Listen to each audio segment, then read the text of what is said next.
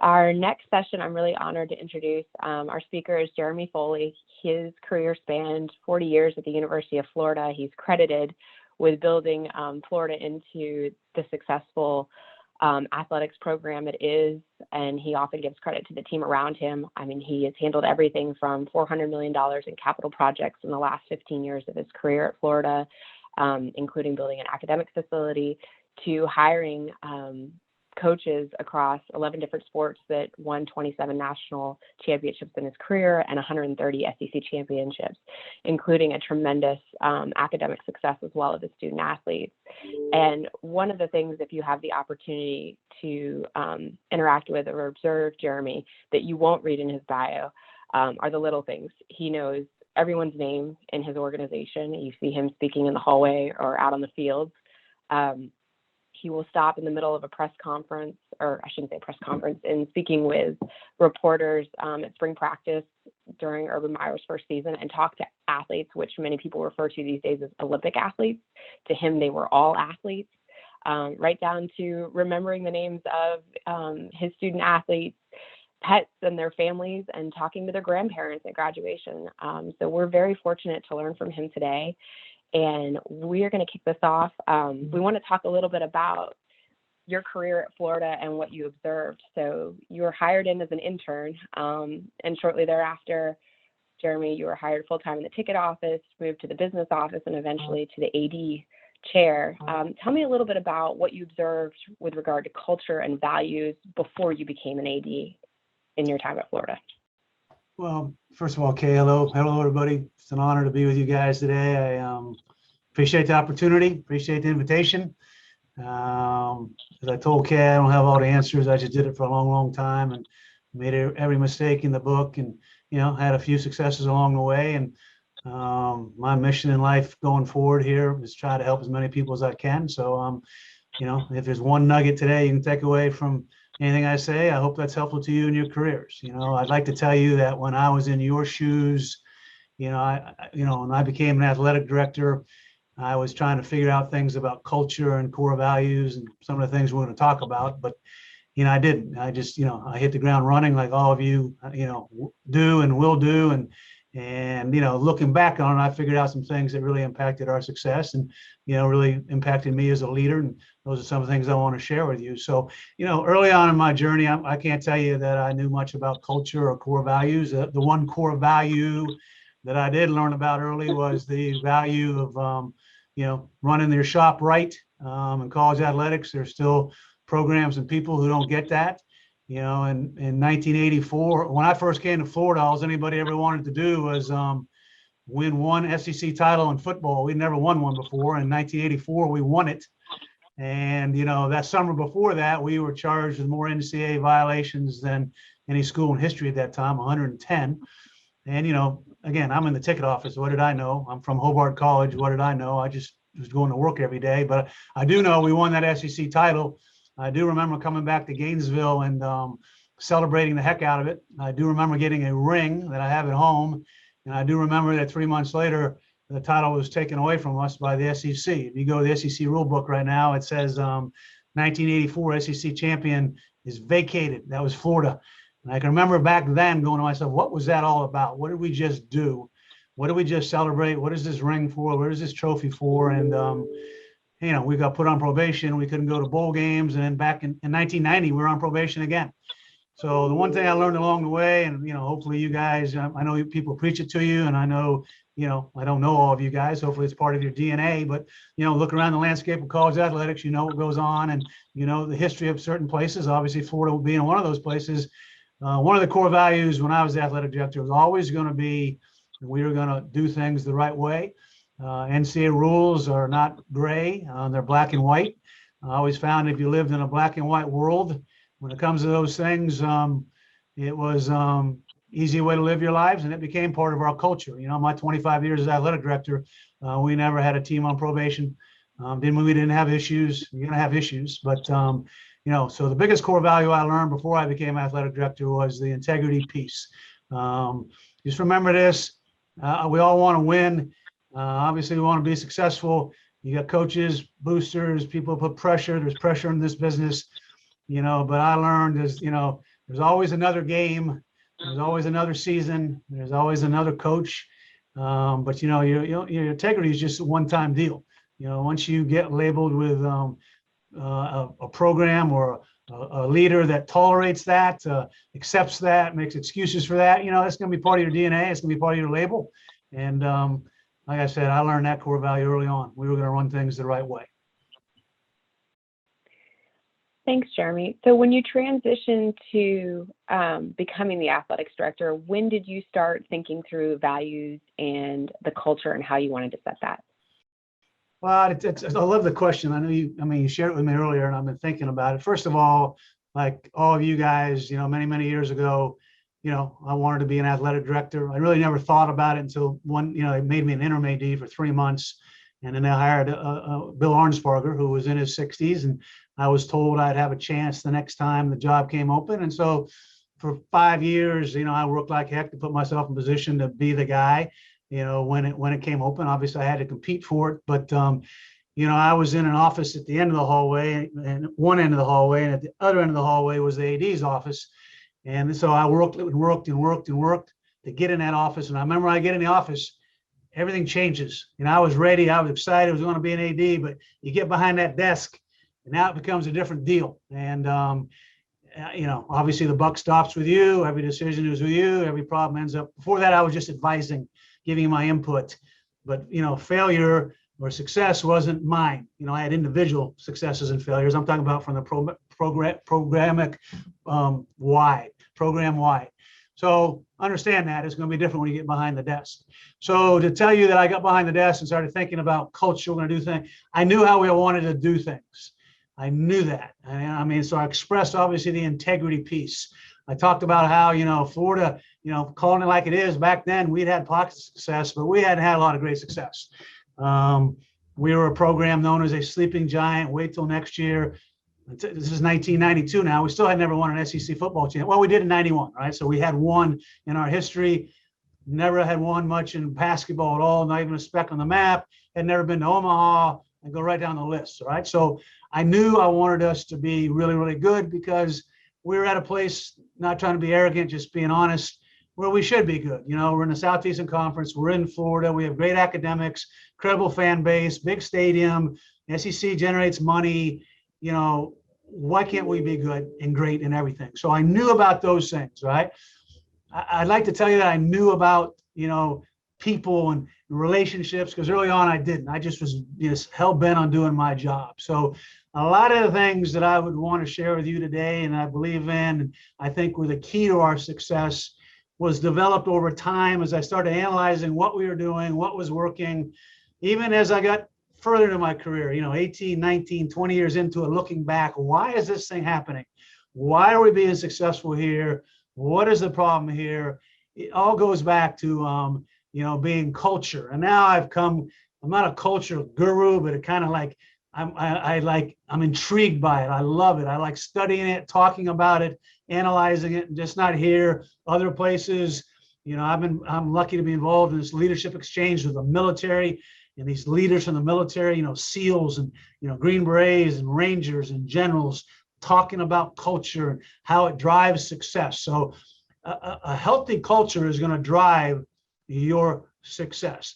And so, again, I learned it through my journey. But so when you get into your roles, when you become the ADs that you all aspire to be, understand is now, I learned that. I wish I'd come up with this, but I didn't. I'm going to repeat it. You now are the architect of your culture. Whatever their place is going to be, you are the architect. You're not doing it by yourself, obviously. None of us does this by yourself. It's having a group of incredible people, but you're going to be the architect of it. And this most recent leadership exchange I just went to, this is put up on the board by some military guy, and I love it. I knew it, but I never seen it like this. Your culture is what you create and what you allow, okay? But, you are creating it. And so I will tell you, whatever success we had at Florida, we had an incredibly healthy culture. I'm not saying we were a perfect place, but we worked on it. I think culture building is intentional. Again, as the athletic director, we're going to do things certain ways, honestly. We're going to do things like treating people with respect. We're going to try to do it together. We're going to get along. We're going to have fun. Those are the things that, I would put on the table. But again, Kay, like I said, my job would have been easier if I'd figured that out, the first 10, 12, or 15 years I was the AD. But looking back on it, I can tell you right now, whatever success we had in Florida, I think it's because we had an incredibly healthy culture. And that is I'm not saying we're the only ones that have it. I'm just saying what I know here. I'm not saying it's better than that culture. There's always two ways to, skin a cat.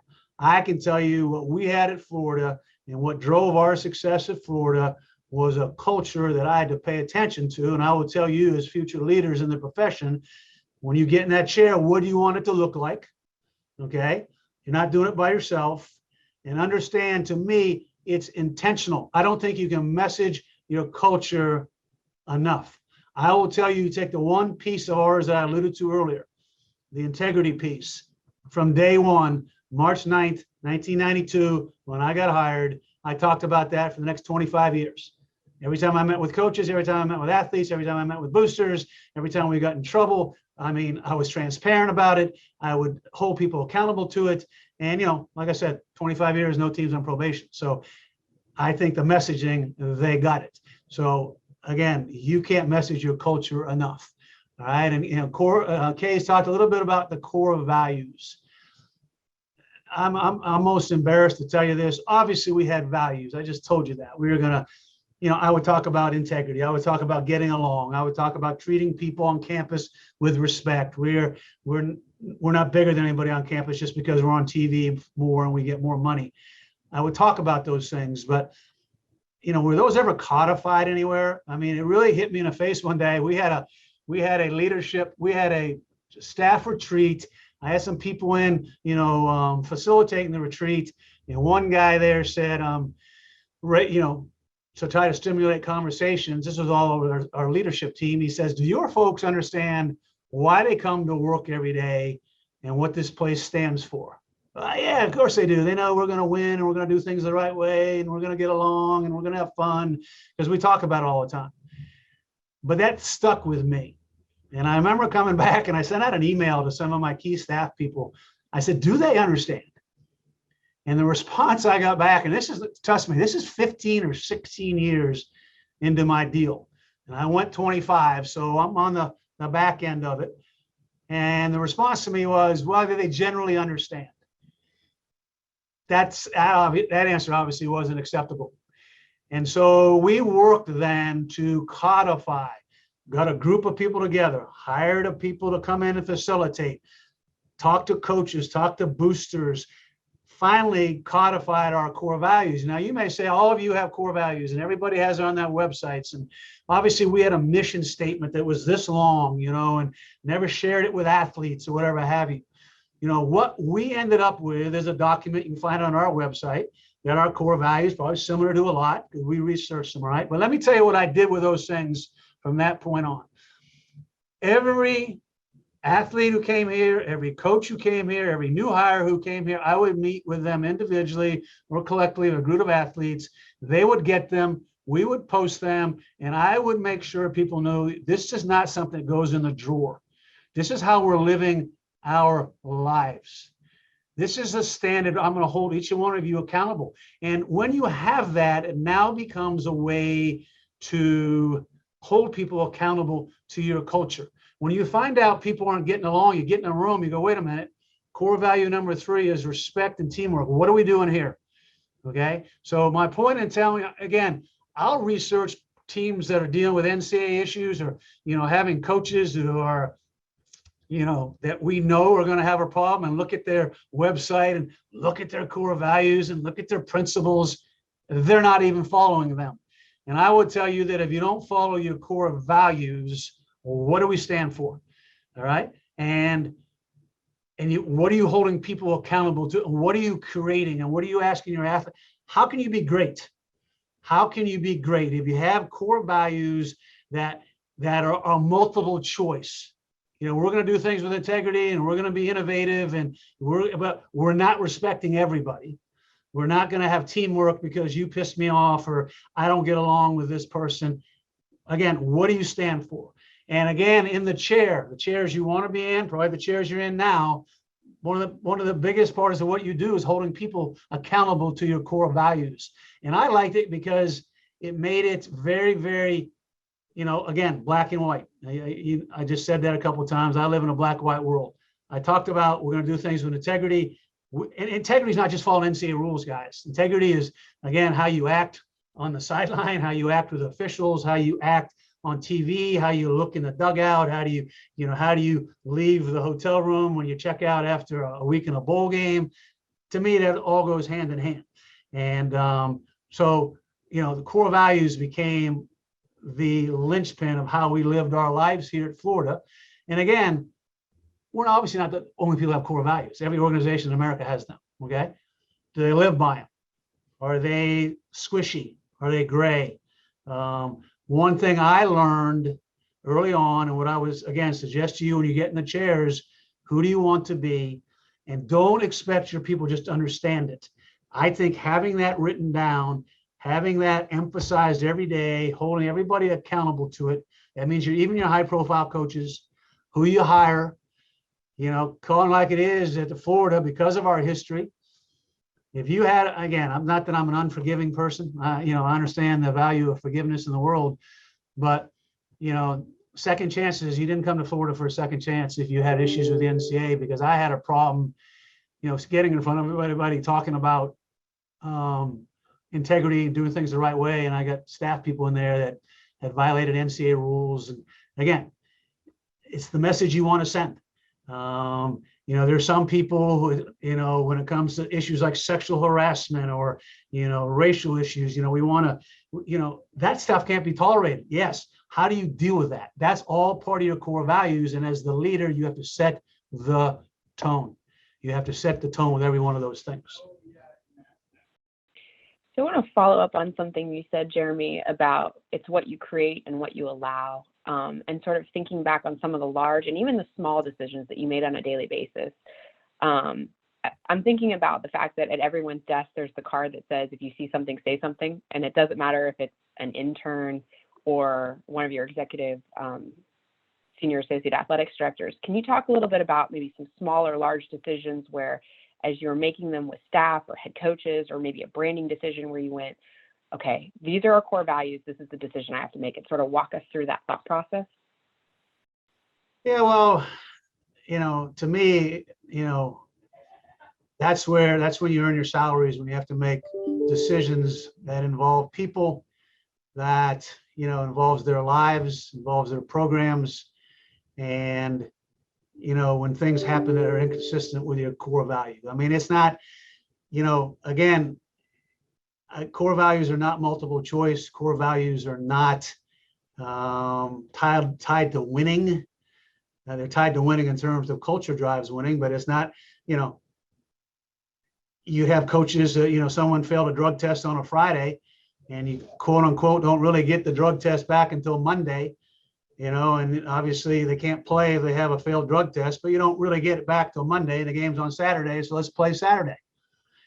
Something technically you probably can get away with that. Our policy says, when the AD gets the full report from the drug testing people, that's when you have to put the sanctions in place. But, I'm sitting there going to watch a guy on Saturday that I know failed a drug test, and it's a big game, it depends how you want to live your life, so those are the decisions you make, I think, to send a message throughout the whole organization. And trust me, those decisions are not easy. Those are the ones that keep you up at night. Those are the ones that give you ulcers. Those are the ones that make you go, what the hell do I want to do this job for? Because I understand having to go up against high profile coaches. I understand the pressures to win, and but that's the little things I think that people don't see, that, you have a class attendance policy. That's your class attendance policy.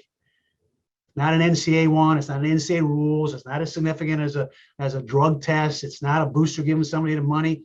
But it's a policy. And if kids are missing class and they can't play, I don't care who you're playing. At the end of the world, is the world broken if the guy plays even though he missed class? Well, no, but then where does that go? Now everybody knows he missed class, but he still played. Everybody knows now your class attendance policy isn't worth a flip. Everybody knows you're not going to hold people accountable. So now people are missing classes. That just snowballs on you. All right. So I'm a big believer in the little things. You know, somebody could say that's micromanaging. No, that's different. Colin Powell has a great book on leadership, The Leadership Secrets of Colin Powell. I love it because it's simple, but he talks about details. He talks about little things. He goes, leaders always have to be involved in the little things. You can talk about we're really busy, we got to delegate. Of course you have to delegate, you know, but the little things, you know, I talk about integrity to me is everything. If your stadium's freaking dirty, that reflects on me on the integrity about caring for your job and, you know, who's paying attention. You know, I'm paying attention. You know, if I see a piece of trash, I'm picking it up, you know, and then I'm getting somebody's butt for not picking it up, right? Trash is important to me, you know, so it is the little things. And I think that's where you hold people accountable, you know, and Kay talked about if you know, like I said, if you see something, say something, a little placard we put on everybody's desk really was a result of the Penn State situation. Oh, people saw things up there. Nobody said anything about it. Look at the horror show on so many different levels. Okay. And so we don't even want to get there, right? But you know, if you see one of your athletes driving a freaking Jaguar, you should say something to your compliance people. It's not where I want everybody to be a big brother, but you know, if you care about the Gators, you should do that. But here's another thing is you want to create an environment where everybody's comfortable doing that. And they're not afraid of saying something. But that's also how you stay out of trouble. If everybody's on the same page, if you see something, say something. That's the little things I'm talking about. You know, driving a Jaguar may be fine. His parents may have a bunch of money. His mother may have won the lottery. I don't know. You know, but don't you have to know those things? You can't have your head in the sand when you're in the chair. So I'm a big believer in the little things. I'm a big believer in creating an environment where people are comfortable not being spies. It's not the issue of being spies. It's the issue of taking care of the Gators. You know, if somebody had said something on the front end, the very first occasion at Penn State, at the very first occasion, and didn't make that, well, I didn't see anything, I wasn't sure, I thought, you know, all the stuff you read about, but it was dealt with then. Think how different, not only Penn State lives, they're the lives of people. If somebody had just said something, and then when they said it, somebody had dealt with it the right way, right? So it's just protecting the institution. That's our job. That's our job at the end of the day. Yeah, we got to win. Yeah, we got to graduate student athletes. Yeah, we got a lot of things we got to deal with, fundraise and all the things that you guys do and have to do and will do. You know, biggest job is protecting the institution. Because, you know, who pays the price on all those things? Florida paid it in the 80s. Ohio State paid it when, you know, Urban didn't handle that well. Penn State paid it, maybe still paying it. You know, Baylor pays it, maybe still paying it. The institution gets hurt. Well, that's who's paying us. That's where we work. So I think the little things are important. I think including everybody in those little things and selling that message right there time and time again is very, very helpful along the way. Let's shift a little bit to talk about mistakes or setbacks or failures and sort of how you dealt with it at the beginning of your career. And then once you became AD and you were working with your teams and sort of what your process was anytime you personally made a mistake or you saw the Gators fail somewhere or when you were observing it in others. I love it. I love the question. I teach a section, just one day, of a graduate class here on leadership failure. You know, because people don't talk about leadership failure. Warren Buffett says he never posts on Twitter because he doesn't think Twitter brings any value because nobody posts their failures. Obviously, people post about your failures, all right? But other people, we always tweet about our successes, okay? So if you're going to be in the chair, folks, you know, you're going to fail. And even though you fail now, and I failed when, you know, I was in your role and I was associate AD and senior associate AD, obviously it's not have the same visibility as when you're in the chair and the whole world knows who fails. First of all, when I was younger, I hated failing. I was like everybody else. I wanted a square peg for a square hole, you know, round peg for a round hole. Failure drove me crazy. Your failures, my failures. You know, I would cuss. I would, you know, I created a bad environment. You know, one of my biggest leadership failures is when I first became in a leadership role here. When I became a senior associate AD, I didn't understand the value of people. All I cared about was the job, and I mistreated people. You know, I kept getting promoted. I mistreated people. You know, yelled at them, cursed at them, didn't allow them to fail. Failures were not acceptable. just a really toxic environment. That's a leadership failure, okay? So obviously, if you allow a culture like that to happen, if you are the architect of that culture, which I was, that's a leadership failure. You know, fortunately, somebody pointed it out to me, and I was had enough self-awareness and enough whatever it is inside of me I wanted to change. It's called self-evaluation. I didn't want to be that person, and I changed my style, which I think contributed to a healthy culture here. But so you are going to fail, and you need to understand that, all right? And here's the thing I would tell you about failure. First of all, we all probably failed several times a day. You are not going to become an athletic director without failing at something, meaning you're going to put a ticket policy in place that didn't work. You're going to hire a coach that doesn't work. You know, I get a lot of credit for hiring a bunch of coaches who did. I got just a list over here. A bunch of them didn't work out either. Okay. I got 2 football coaches at Florida that when I die, that'll be in my obituary, because Gator fans will never let me forget about it. Okay. I'm not changing that. It failed. Raise your hand. So when you fail, you have to own it and you accept it. You know something? There are a lot of people in leadership roles who are not willing to do that. I think, although I hate it, I wish I batted 1,000.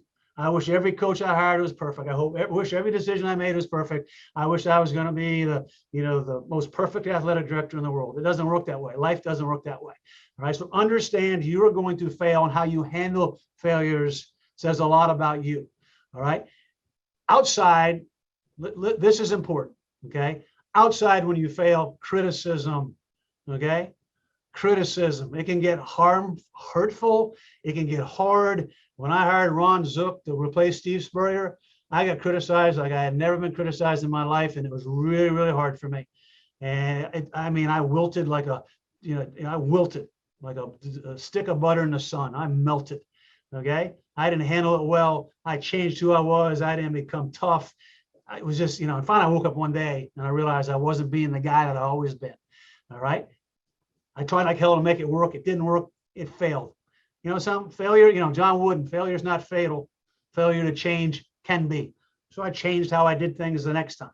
Okay. But outside criticism, that's part of it. If you don't like being criticized, you don't want to be an AD. Okay. That's not being flippant. That's you have to look at yourself. For 6-month period, I hated being an AD. I wanted to be anything else when I hired Ron Zook. Okay. So, but this is the part I'm going to kind of get to.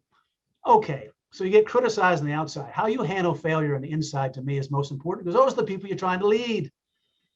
All right. And authentic leadership causes you to raise your hand and say, I screwed that up. All right. I should have done this better. We didn't do that well, and I accept responsibility for that, even if it's somebody else's department. Okay. All right. When I took over here, we had a bad deal in our swim program, and the coach had to get fired, and Florida's getting attention, ESPN out to the lines. I could have said, well, I didn't hire the guy. I had nothing to do with that. I just got here.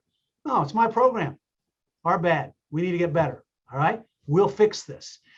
That makes you more human to the people, because everybody inside knows who screwed up. Everybody knows. So when you sit here and, fingers and, I didn't know about it, I wish I'd known, even though that stuff is true, that's not how you handle that. Because there'll be another day, and you want people to go, something, that's a real person. That's a real authentic leader. Makes them want to work harder for you. So failed decisions are going to happen. Obviously, if you fail enough in this business, in any business in life, they're going to maybe tell you to go find another job. All right. Failure cannot have happened to you is now you become afraid to make the decisions. All right. Because if you're afraid to make a decision, you'll be an ineffective leader. And everybody in your organization know that. And I sent it to Jeremy. What did he say? Not that he's getting a committee together to talk about it. He hasn't made a decision yet. You become paralyzed. Okay. I'm not saying you don't have to self-evaluate failures. Of course you don't. All right. But you cannot be afraid to fail. Billy Donovan used to have a great saying, if you want to win big, you can't be afraid to lose big. All right. None of us want to lose big, but you got to be who you are, true to yourself. Right. So don't become paralyzed because you fail. It's going to happen. All right. And again, to me, there's 2 types of failures. There's failed decisions. this football coach didn't work. I made the decision for the right reason. I thought it was going to work. It didn't work. Right? That's on me. I need to get better the next time. All right. That happens. The other failure is when you have a bad culture, or you don't hold people accountable to your culture. You don't pay attention to your culture. You don't pay attention to your core values. That's leadership failure too. Obviously, that one to me is much more significant. The other stuff is just part of doing your job. But if you study leadership, study Washington. People in Washington, nobody in Washington can accept their failures. They're always worried about their own skins. That's why they're the worst leaders in America. Forget your politics, they are. They're the worst leaders in America because they're worried about themselves. I had a Navy SEAL tell me in one of his leadership exchange. He said, this is what he tells the SEALs, if you're not selfless, you don't belong here. And to be a great leader, you got to be selfless. It's about one thing: Florida Gators, your institutions.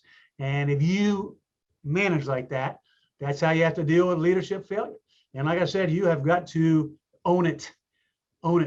And when you own it also, it allows you to self-evaluate and figure out a way to get better. If you're not willing to own your mistakes, how are you getting better? You don't admit you made a mistake, how are you getting better? I had a lunch with one of our coaches today. I won't mention his name or his sport, but he is incredibly successful. National championship coach. Every program in America would want him. That's not arrogant. It's just the type of person he is, the way he lives his life. Just trust me. We were having breakfast together today, and he said, somebody told me that we overachieved this year. And he had a hell of a year. Okay. Didn't win it all, but had a hell of a year. He goes, something though? When people tell me I overachieved, you know what that means to me? I underachieved in recruiting. That's what real leaders do. He realized that, and he probably did. He wasn't as good as he usually was. He was missing some pieces that he normally has. All right. That's what leaders have to do. All right. Not just, I overachieved. All right, great. No, something, I underachieved. I need to get better. That's what we have to do. But more than anything else, I would want you to take today away from you is don't be afraid of failure. It is no fun. Trust me, it's no fun. All right. And like I said, failure's not fatal, and we all have them. But I also know some ADs, and I do, trust me, who manage so that the outside noise is less. The outside reception is better. The criticism is less. Everybody inside knows that's what you're doing. That is not authentic leadership. Why are they doing that? Because they don't like the criticism. They don't like the heat.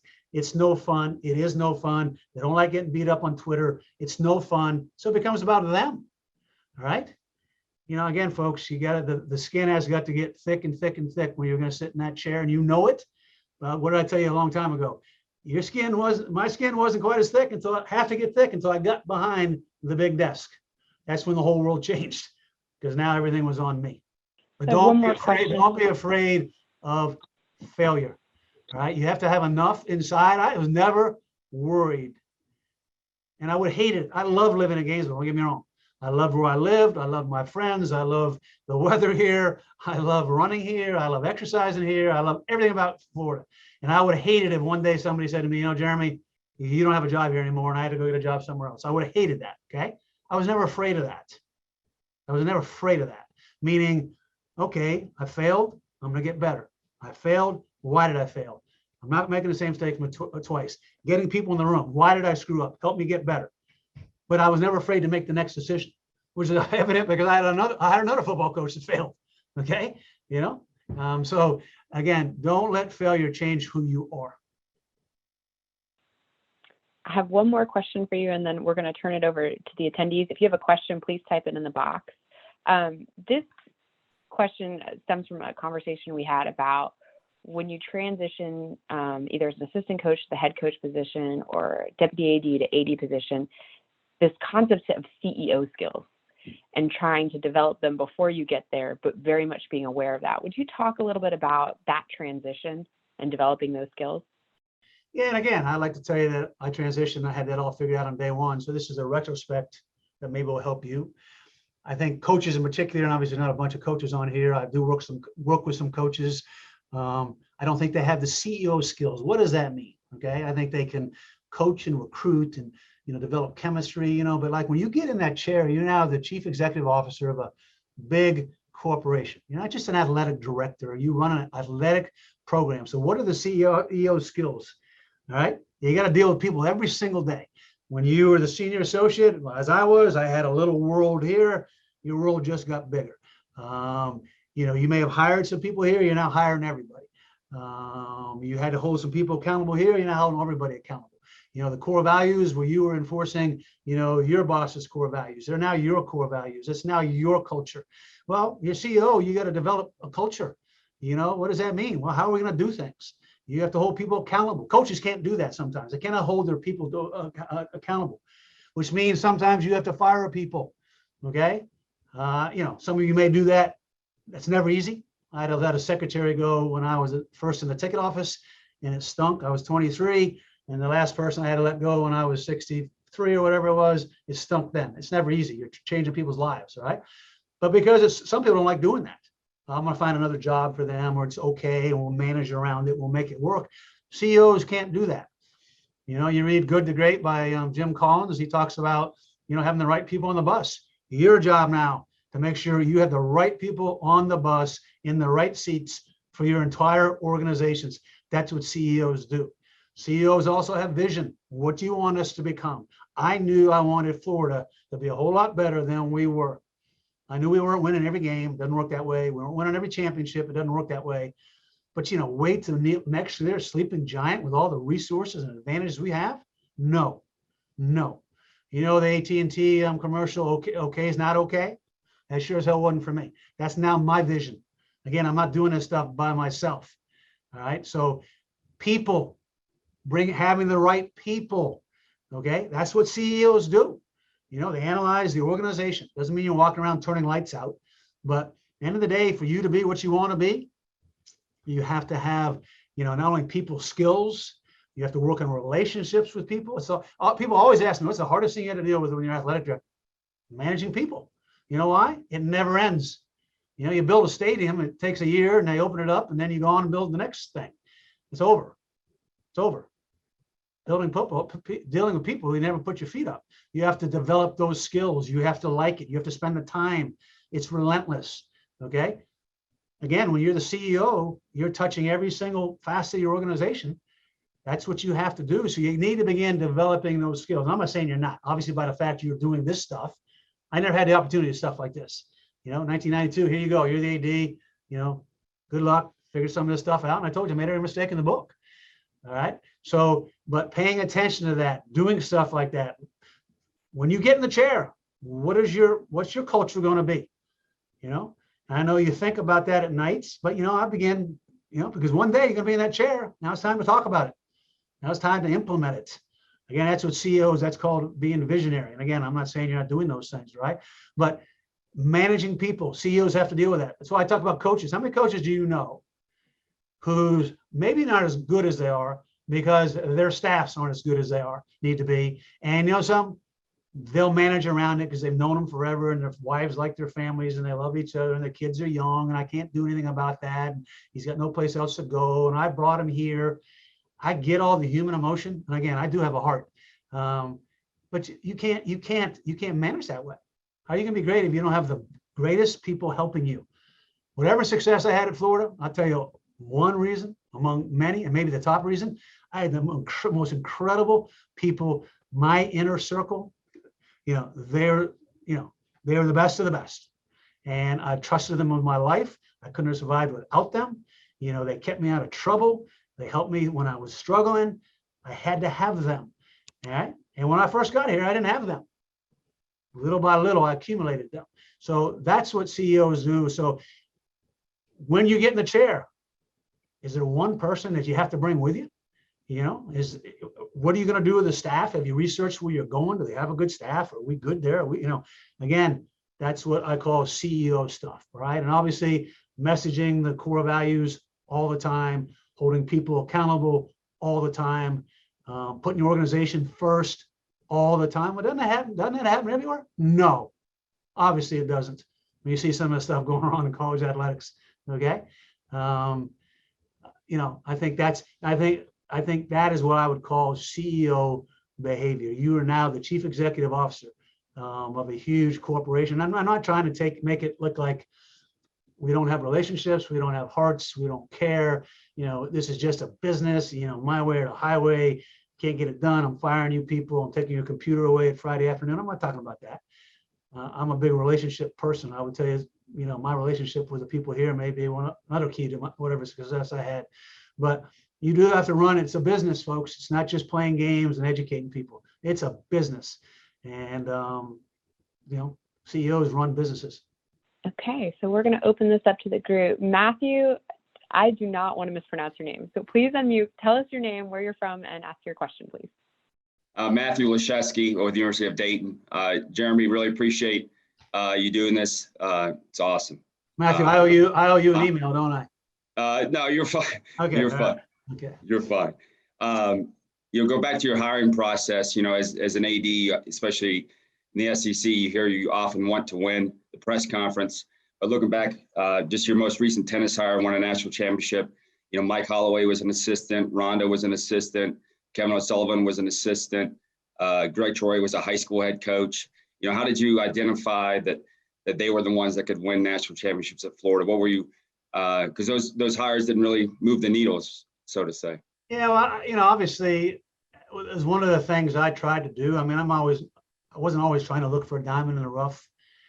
Obviously, I looked for a couple in football and didn't work. Certain sports may not work. A place like Florida, the football job's too big to have someone come in here who had never been a head coach before. I found out twice the hard way. Certain sports are not that way. I do think a mistake some ADs make is they worry about winning the day of the press conference. And that's all good. Obviously, we'd all love to win the press conference. It makes your life easier. Good job, great job, Jeremy. You hit the ground running. Hired Urban Meyer. He was the Pope, and I was the next Pope. That thing couldn't have been better. It doesn't always work that way. I really think, again, we go back to what I just said about CEOs and vision. I think it's really important to know your place, number one. And of course, if you just take over a job, that can be hard. But once you get to a place, you guys know your places. Now, what's your culture? What fits on your campus? What fits for you?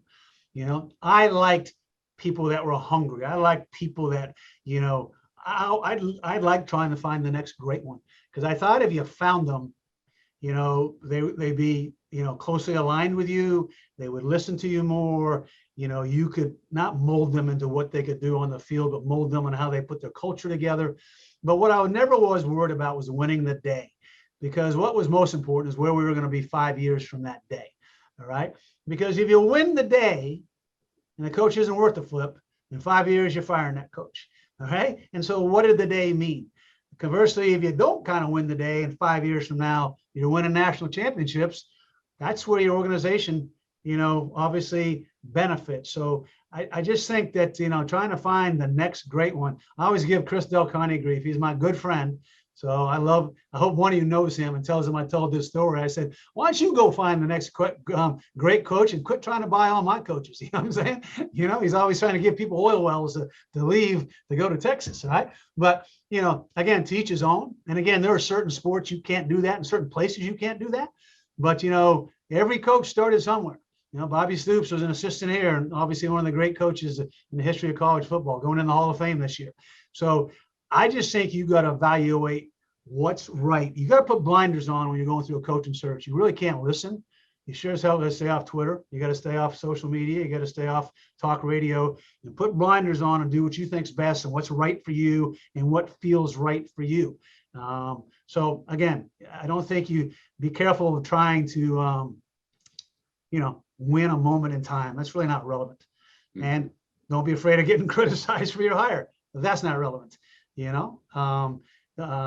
where you're going to be in 3, 4, or 5 years. Thank you so much for your question. Renee Miles Payne, would you mind unmuting and tell us where you're from and ask your question, please? Yes, Renee Miles Payne, Senior Associate AD Chief Diversity Officer at the University of Miami. Jeremy, how are you doing today? Hi, how are you? So you were already at a place where you could see what the culture was.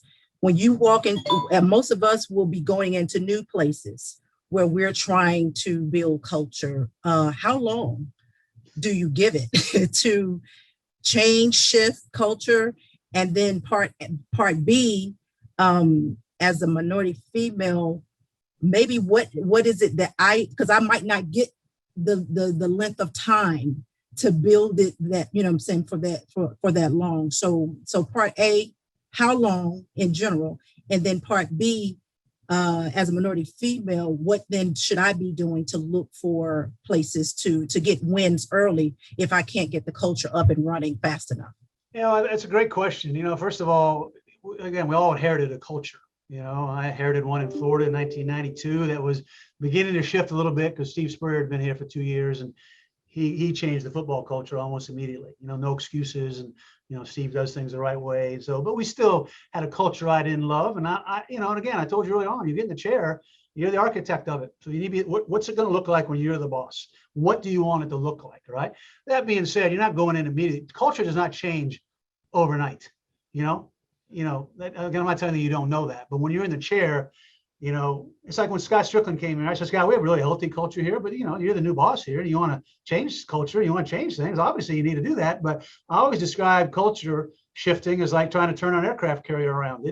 You're not just turning that boat around. You know, it shifts, and so you buy yourself some time to analyze it. I think if you went in the first day, you know, this is how we're going to do things. People look at you like, yeah, well, wait a minute. I've had coaches come in here before, you know, after I've been here 15 or 16 years, and they were going to teach us how to win. You know, that's a bad way to start off with me, because, you know, I'm not saying we're perfect, but, you know, look at the history here. We've done some good things. So, you know, you don't start off that way, but little by little, you want to implement what you think is going to drive your success. When I say your, I'm talking about the place you work for success, and understand it's going to shift. And I do think you're going to give yourself time to analyze that. Okay.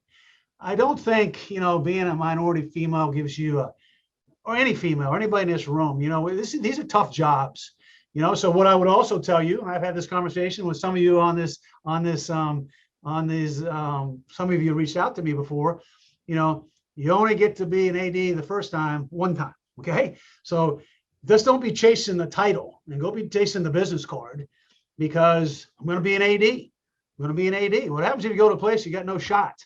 Meaning it's an interim president, they got no budget, you know, they're on NCAA probation, you know, the men's program hates the women's program, they got no money, they got no don't. I would sit there and say to you, what are you doing? Okay. You may say, well, that's fine, Jeremy, you were at Florida. I get that. But you know something, you know why I was in Florida for 17, 18 years before I even became the AD here? It's because I wasn't just going to a place to be an AD. I want to go to a place where I could have fun, you know, try to get some things done, you know. So, you know, I get worried when you get your first job and, you know, the runway may be short. I think if you got the right job, and again, there are no perfect jobs, and you know, like I said, these are tough jobs. I think you need to analyze it very closely on the front end to make sure it's the right job for you. Okay. And then you just go do your job, and you just go do it. You know, here's another thing. I was talking to somebody the other day about Billy Donovan. I love this. And it's the truth, but I never heard this before. And if you know Billy is obviously very successful. You know, Billy can have his moments where he can be incredibly tough, especially with his athletes. But, you know, in the building, around people, Billy Donovan's one of the nicest guys in the world. You would love him. You'd love to have a beer with him. You'd love to hang out with him. You'd love to be around him. You'd love to learn from him. All right. What somebody told me about Billy is that Billy was always in charge, you know, and you always knew he was in charge. So, and again, it doesn't mean he was always right.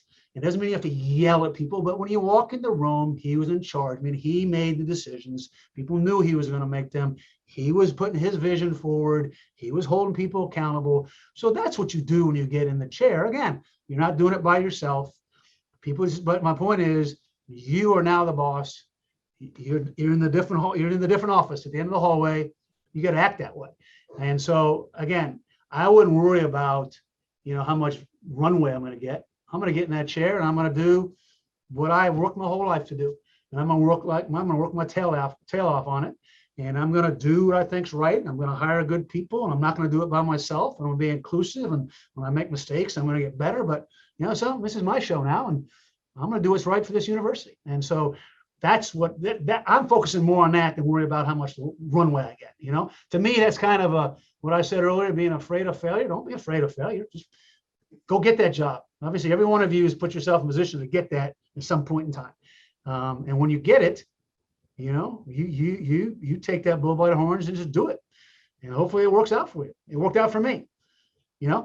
After 2 failed football coaching hires, it could have gone south for me. I was blessed. I got to retire on my own initiative. It was time for me, but in this business, it doesn't always work that way. But I never managed that way. I just managed to do what I thought was best for the University of Florida. I worked my tail off, and good things happened. I think that's the way you go into it. But culture takes time to shift. Obviously, if you inherit a program that's on NCAA probation, that's changing from day one. This is not who we are. That's not who we are. Not who I am. Right? And the next person who cheats around here is going to not have a job. The next person who doesn't follow the NCAA rules, you set that tone from day one. But some other things may take a little more time to change. Thanks, Renee. Paul, would you unmute, tell us where you're from, and ask your question, please? Sure, thank you. Paul Perry from the University of Southern California. Jeremy, thanks for joining us and sharing so many great takeaways. I think everyone will agree with the importance of your theme on paying attention to culture. So here at USC, it's no secret we've dealt with a lot of challenges over our recent history that we've all read about. So we spent a lot of time reviewing, rebuilding our culture, and engaging the department through this journey. But now the challenge is figuring out if it's working. So what's the litmus test, or what strategies have you used to gauge if you have a good culture and the buy-in's working? Yeah, great question. To me, again, I'll go back to one of the blessings, and maybe some people may think it was a curse, but I was here for so long. I knew everybody. I've done a lot of different jobs here. I'm a people person. I like people. I'm not afraid to make tough decisions. I'm not afraid to fire people, but I like laughing, busting shoes, being around people. I like that. I like people. And so I'm around people enough, not just in a work setting. One thing we used to do a lot, and I think it contributed to our culture, and I get budgets and things are tough, but as much as you can, we would do things together as a department. Before every football game until COVID, since the 1980s, so I'm not taking credit for this, but for home football games, we had a pizza luncheon in the stadium. So instead of going out for lunch, you go to the stadium, you get a slice of pizza and a Coke, and you would talk to people you don't normally see. And when you're around people, walking into their offices, walking down the hallway, being in the weight room when they're there, being on trips with people, you get a sense what's working, because if people trust they'll say something, they will tell you what's working. You'll get a sense of what's not working. You'll get a sense of this isn't working, and people aren't happy, because you can't know everything. But I think if you get around people, that's the way to do it. You cannot judge whether your culture is working just based on whether you're winning games, because that's all fragile. That's all fragile. Obviously, you want to win games. We all want to win,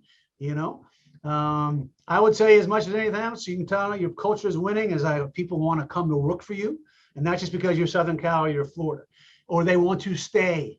They want to be here, not just because we're Florida, because they like being here.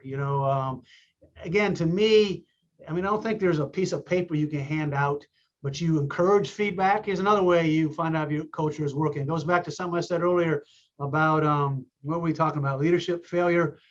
See something, say something, have an environment where people were willing to give you feedback.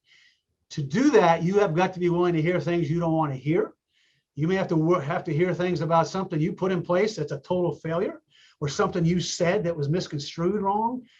But you have to have an environment where people are willing to give you the senior leadership, the people responsible for modeling your culture. You have got to be willing to get that type of feedback. That's how you find out what's working, okay? You also can tell people's attitudes. You can tell it while people are invested. You can tell it when you go to meetings and people are throwing out ideas. It's no different. All of a sudden, you see it all come together, right? There are no perfect places. And I'm not telling you Florida was perfect, but I can tell you we got a ton of people here, and we're not paying people more than anybody else in the country. We try to be fair. We're not buying people. Obviously, you got some coaches making a lot of money. I'm talking about the people who are really orchestrating your culture. They're invested. They like coming here. They stay here. They come to work. They've been here 20 years, 25 years, 18 years. That's how you get an understanding, okay? Right? And again, another way you find it working, and I didn't allude to this, but we're talking about culture. And when you're in the chair, I talked about hiring fits as coaches. Your staff have got to be fits, who you are. again, I know you're not walking around turning out lights, and you give people a chance to become who you are and what you want the place to be, and modeling your culture every day and your core values every day. But sometimes people don't get that, and they're going to do it their way. They're not a fit. And if they're not a fit, you're never going to have the culture what you want. I think a lot of times people have a bunch of people around that do their job, and they operate in silos, and it's good enough, and maybe it is okay for some places. But you're never going to be, in my opinion, as great as you want to be if you don't have everybody pull in the same direction. And you can tell that, you honestly can, because you get feedback from people in your program. You get feedback from the outside. People will know, because coaches will talk to somebody outside, and you run into some donor. I was visiting with Coach so-and-so. He says that culture has totally changed since Mike showed up. It's totally different, which I'm sure it is, right? And that's no disrespect to Lynn or Mike or everybody else. Just what's relevant is right now. But you also, to me, that's how you get around people. You keep your ears open. You have relationships. You do things as a department. You include people. I think that's how you get the feedback to see whether it's working or not, personally. Thank you. I think we have time for one more question before we get to closing thoughts. John Cheney, would you mind unmiking, introduce us, tell you where you're from, and ask your question, please? Thanks, Jeremy, again for joining us and sharing your insight. John Cheney, Executive Associate at Northern Illinois. So you've talked about the staff and coaches. How did the student athletes integrate into your culture? And obviously they've changed, over 4 or 5 years it rolls over. And how do you carry that on, like over your 30-year career, and how that's evolved, and how much of a voice they have now compared to what they did when you first started? Yeah, obviously the voice piece, you guys are navigating things that, not that I'd have to navigate stuff, but the world's changed, and it is what it is, and obviously the successful athletic director, athletic program going forward is going to have to navigate everything you're dealing with, Supreme Court, NIL, transfer portal, players compensation. I'm not going to speak to that. Obviously your student athletes are your constituents. It's why you're here. And I didn't mean to ignore them, but obviously when you're developing culture over a 25-year period for me, that's a bunch of student athletes. Okay. And the coaches are the ones who are staying, and the student athlete, the students, the staff are the ones that are staying. And to me, a couple things to answer your question. It's a trickle-down effect. I taught you about people and culture, people and coaches. If you hire the type of people who are a right fit for your culture, obviously they're going to model your culture. They're going to message your culture to their student athletes. And so that message gets to them. As an athletic director, I met with every single student athlete on the night before school opened, 500 of them, how many they were, fed them dinner, got them some ice cream, didn't know they were busy, incredible excitement to be back. Didn't take a lot of time, but for 20 minutes, I not only laid down my vision, I laid down what my expectations were, all right? So that there were no mistakes. And then, going back to something I said earlier, I would hold them accountable. Again, I did not like people hurting the Florida brand. What does that mean? Was I getting involved in discipline when I had to? Yeah. Because coaches have tunnel vision when it comes to discipline. They got a game, they're trying to win, and I get all that, all right? But so, again, I told you when we met in August, this is how we were living our lives. This is my expectations. And when you let us down, there has to be some ramifications, all right? And then again, I'm not like, Jeremy Foley suspended people left and right, but if nothing else, they're coming to my office. If nothing else, their parents are involved, whatever. So I go back to something else I said to you earlier, is that you message this culture constantly. Not only you message it, you hold people accountable to it, and you model it. Something else I got from the military is leaders have to model the culture every day. They talk about that. That's a saying I got from them. Leaders in the military, it's our job to model our culture every single day. So that's how you get the student athletes. And then it becomes a way of life, and then the seniors have been living it for 4 years. The poor seniors had to hear my message 4 years in a row, right? But then the younger guys, they would teach the younger. It just becomes part of who you are. And then if your coaches are modeling it, holding people accountable to it, your staff models it. Like I said, it's a trickle-down effect. The takeaways I would leave with you is the constant messaging and the accountability piece, and obviously hiring people that fit whatever culture you're the architect of. You know, there are some people, some really highly successful coaches who expressed interest in a number of jobs here that never could have worked for us when I was AD, and they can't work for us now because in the course of talking to them, I found out they didn't really care about women's sports. Well, that wasn't working for me, you know, because I was a fan of both. We had 21 of them. They're all important. I didn't care how much money you made. But my point is, if I hired that person, I wouldn't have had a cultural fit. Obviously, at some point, respect and teamwork would have been an issue because it would have been disrespect for the women. And I hired someone who was not a fit for my culture. So fit, accountability, messaging, all those things are part and parcel of what you're trying to create. And like I said, that's not happening overnight. It's not like I hired a bunch of 21 coaches all on the first day on the job. You know, it comes and it comes and it comes. But the fit part became hugely important to me as we moved forward in my career. And I hired some coaches that were fits and didn't work out. You know, again, I hate it. But the fit was as important because I also hired some coaches who were successful here and they weren't fits. They didn't work out either, you know, because they weren't fits. Thank you so much, Jeremy. We really appreciate you joining us today. And obviously your passion comes through so much every time I talk to you. So I'm just going to ask you, and I always ask you this every time I see you, something new that you've learned that you're taking away, that you're implementing, that you think would be helpful to all of us. And then just want to say thank you again for your time. Well, I think I shared it with you, and you know, I'd never seen it until I went to this leadership exchange back in May. I knew it, but I'd never seen it in terms of the culture is what you create, what I created, also what I allowed. And if you allow, I mean, there's two ways to look at that. Candidly, I hired a coach here later on in my career that I didn't have a chance to correct, that didn't respect women's sports, who wasn't a team player, who didn't, you know, value every staff member. I sold out. I needed to win, right? Not by cheating, and so I allowed that to happen, and it hurt our culture. By the same token, I allowed people here to do their thing. I trusted them. I didn't look over their shoulders. I didn't micromanage them. I allowed them to fail. I allowed them to feel comfortable about failing. I allowed them to come into my room and learn and be part of a coaching searches, be on the airplane with me. You know, I allowed them to do that. So it works. But I mean, again, it's a good way of looking at it. Okay. And another thing I learned the same thing, and I love this one. I apologize if I'm talking too much, but you know what? One thing about holding people accountable, that usually requires a difficult conversation, whether it's a high profile coach, somebody you really like, somebody who's well-intentioned, but we got to have an accountability conversation, right? It's not how we're doing things. It's not what we expect. It's not consistent with our core values.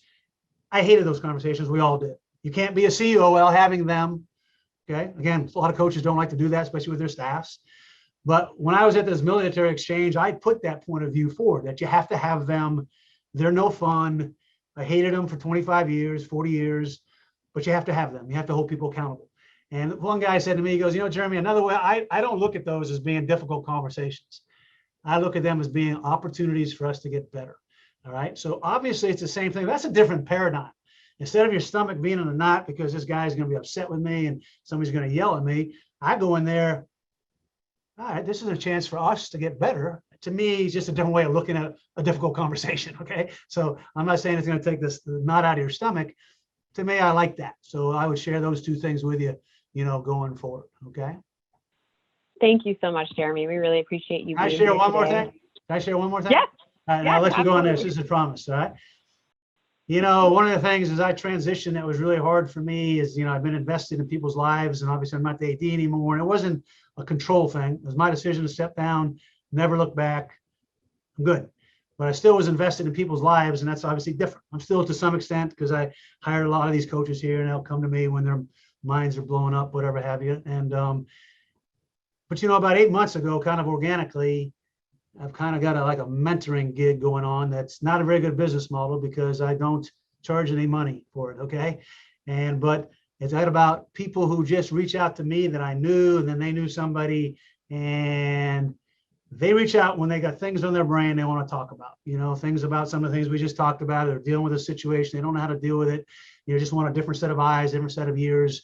You guys are up and coming administrators, and you know, if there's 100 people on this call, I'm not sure I got bandwidth for 100, but my point is to you is that if you come across some situation or you're trying to deal with something in your life, you're trying to learn, you know, I'm working with TopConnect with a couple of people already.